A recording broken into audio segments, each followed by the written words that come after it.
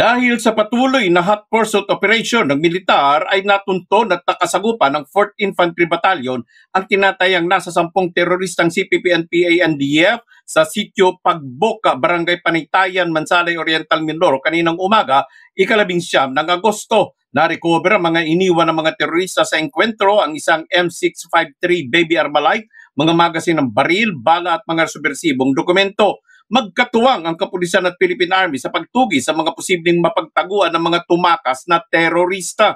Samantala, pinulong naman ni Governor Bons Dolor ang Philippine Army, Philippine National Police at lahat ng ahensya ng pamahalaan upang siguraduhin ang kaligtasan at pawiin ng takot at pangamba ng mamamayan, lalo na sa mga lugar kung saan nagaganap ang mga lehitimong engkwentro. Sa ngayon, anya, isisimulan na ang isailalim sa assessment upang sa lalong madaling panahon ay makabalik na ang mga nagsilikas at makapamuhay na ng normal.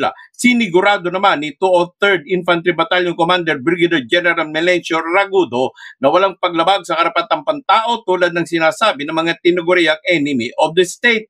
Tiniyak naman ni Police Provincial Director Police Colonel Edison Revita na ang kapulisan ay nasa lansangan na bilang bahagi ng 9/11 5 minutes response at sila'y katuwang ng AFP upang labanan ang mga ganitong uri ng karahasan.